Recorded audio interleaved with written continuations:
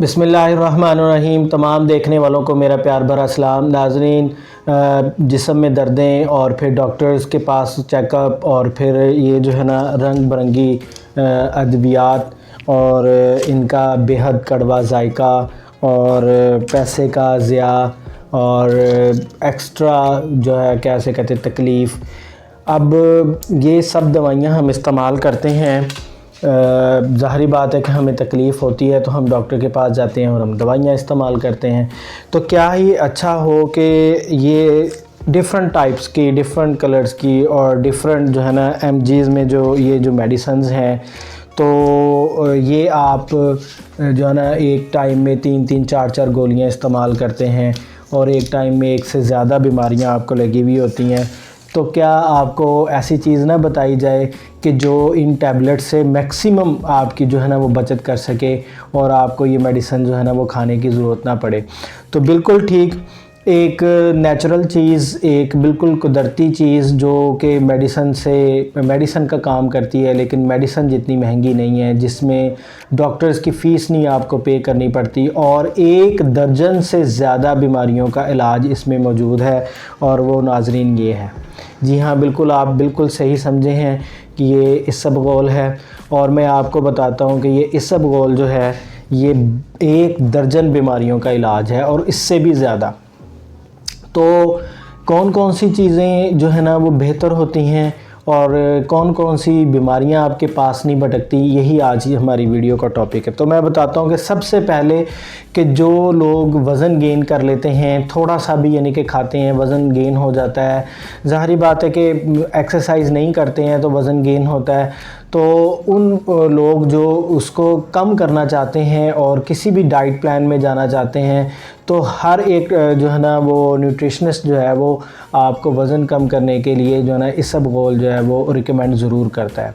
उसके बाद वज़न कम करने के बाद जिन लोगों को शुगर हो गई है, जिन लोगों को डायबिटीज़ की मर्ज़ हो गई है और वो डायबिटीज़ जिन लोगों की जो है ना दिन ब दिन ज़्यादा होती जा रही है, तो वो इसका रेगुलर इस्तेमाल करें तो डेफ़िनेटली जो ब्लड में ग्लूकोज की मिकदार है उसको भी ये कंट्रोल करेगा। उसके बाद सबसे कॉमन बीमारी मैदे की तेज़ाबियत। हर टाइम जो भी आप खाते हैं, आपकी ये जो एसोफेगस है, ये मैदे की खुराक की नाली है, इसमें जलन होती रहती है और स्टमक में हर टाइम आपके तेज़ाबियत रहती है और वो जो है ना वो बैक पे भी वो जो बल्क मारती है, वो जो इधर गले में भी आके लग जाती है और हर टाइम आपको ऐसा लगता है कि जैसे आपने ना कोई 4-5 चम्मच मिर्चों के खाए हुए हैं।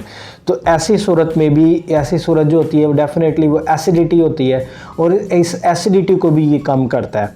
उसके बाद ये मैदे की जो गर्मी है, जो हीट हुआ रहता है मैदा, उस हीट को भी ये कम करता है। उसके बाद फिर आपके जो मसाने के अमराज है, जिसमें पेशाब का जो है वो कम आना है और जल के आना है, और इसमें जो है ना क्या उसे कहते हैं, इसमें भी बहुत इसका अहम रोल प्ले है। अगर आप इसबगोल का रोज़ाना इस्तेमाल करते हैं तो आपका मैदा और साथ साथ आप मैदे की गर्मी और साथ साथ मसाने की गर्मी और मसाने से रिलेटेड जितने भी अमराज हैं उसमें यह आपको बचा के रखेगा मुख्तलिफ़ बीमारियों से।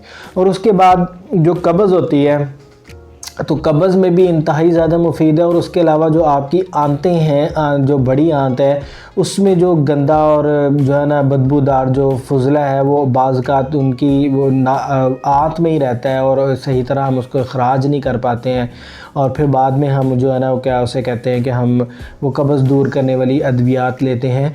तो अगर आप इसको रेगुलर इस्तेमाल करते हैं तो कब्ज़ तो आपके पास बिल्कुल भी नहीं भटकेगी और कोसों दूर रहेगी। और इसके अलावा आपकी जो आंतें हैं वो भी साफ़ होंगी, क्योंकि इसमें डाइटरी फाइबर होता है और जो स्टमक में जाके फूल जाता है और जो अंतड़ियों में जाके जितने भी आपके फाजल मादे हैं, जो भी चीज़ें हैं, उसको अपने साथ में मिक्स करके तो फुजले के ज़रिए निकाल देता है। उसके बाद फिर आप आएँ क़ुव्वत बा की तरफ, मर्दाना ताकत की तरफ, जिनका जो है ना वो मादा पतला है उसके लिए, या बहुत कम मिकदार में है उसके लिए। और फिर उसके बाद यानी कि जो क़ुव्वत बा की जो कमज़ोरी है उसके लिए भी ये बहुत ज़्यादा मुफीद है और इस्तेमाल करवाया जाता है। उसके बाद फिर ये एक वाहद ऐसी चीज़ है कि जो कब्ज़ को भी दूर करता है और पेचिस में भी जो है ना वो यूज़फुल है। कब्ज़ को कैसे दूर करता है? कब्ज़ को ऐसे दूर करता है कि इसका खाने का जो तरीक़ाकार है, आप उसमें थोड़ी सी तब्दीली लाएंगे तो ये कब्ज़ के लिए बेहतर है, और थोड़ी सी जब तब्दीली लाएंगे तो ये पेचिस के लिए बेहतर है। तब्दीली क्या है कि अगर आप रूम टेम्परेचर में पानी को लेकर उसमें इसको मिक्स करके तो आप खा लेते हैं, वो जो है ना वो आपकी कब्ज़ को दूर करेगा। लेकिन अगर आप योगर्ट में इसका इस्तेमाल करते हैं, योगर्ट में डालकर आप इसको खाते हैं, तो ये पेचिस में, जिसे कहते हैं कि वो पेट में इंतहाई दर्द हो के, और जिसे पंजाबी में कहते हैं कि वो मरोड़ के साथ जो पखाना आता है, बार बार आपको दर्द होती है, वो बहुत शदीद होती है और उसके बाद फ़ौरन दूर हो जाती है, फिर कुछ लम्हे के बाद दर्द होती है, तो इसमें भी ज़्यादा जो है ना वो बहुत ज़्यादा मुफीद है। उसके अलावा स्टमक से रिलेटेड जो है ना, मतलब मैंने क्या आपको बताया कि जब स्टमक में गर्मी नहीं रहेगी और स्टमक में जो है ना वो सारी एसिडिटी नहीं रहेगी और वो सारी चीज़ों को जो है ना वो अपने अंदर लपेट के जो फुजले के ज़रिए ख़ारिज कर देगा, तो स्टमक जब आपका neat and clean and wash रहेगा तो फिर आपके मुँह की बदबू के जो है ना वो भी मसाइल कम हो जाएंगे। यानी कि जो मुंह की बदबू होती है वो स्टमक की ही वजह से होती है, तो उसके लिए भी काफ़ी मुफीद है। और ख़ासकर मैंने आपको बताया कि ये इसमें डाइटरी फाइबर्स हैं। डाइटरी फाइबर कोलेस्ट्रॉल को कंट्रोल करते हैं, और कोलेस्ट्रॉल जब कंट्रोल होता है तो डेफिनेटली आपका जो दिल है वो सेहतमंद रहता है। और अचानक से जो आपको दिल का हार्ट अटैक जिन लोगों को आने का ख़तरा होता है, ये उसके लिए भी मुफीद है। ये उसको भी रोकता है कि अचानक से आपका जो है ना वो हार्ट अटैक भी ना हो। और जिन लोगों के पेट पर चर्बी जम गई है और तोंद निकल आई है, ये उसके लिए भी बहुत ज़्यादा मुफीद है, क्योंकि जब तोंद निकलने का मकसद यही है कि आप ज़्यादा खाते हैं, आपको ज़्यादा भूख लगती है और आप एक्टिविटी कम करते हैं, और वो जो एक्स्ट्रा तवानाई है वो आपके पेट के ऊपर जो है ना चर्बी की सूरत में जमना शुरू हो जाती है। तो जब ये स्टमक के अंदर जाता है तो इसके अंदर खुसूसियत है कि ये फूल जाता है और हमें भूख का एहसास कम होता है। जब भूख का एहसास कम होगा तो हम कम खाएँगे, तो जब हम कम खाएँगे तो हमारे अंदर एक्स्ट्रा कैलोरीज़ नहीं आएंगी, तो ज़ाहिरी बात है कि आपका जो बड़ी हुई तोंद है, बड़ा हुआ पेट है, इसमें भी आपको ये मदद देगा। तो इसका जो इस्तेमाल है वो आपने कैसे करना है, या तो आप सादा पानी में इसका इस्तेमाल करेंगे, और या फिर आप जो है ना इसको दही में और दूध में आप इसको मिला कर इस्तेमाल करेंगे। मुझे उम्मीद है कि आपको ये इन्फॉर्मेशन पसंद आई होंगी। अगर आपको पसंद आई तो लाइक शेयर सब्सक्राइब ज़रूर कीजिए। मिलते हैं नेक्स्ट वीडियो में।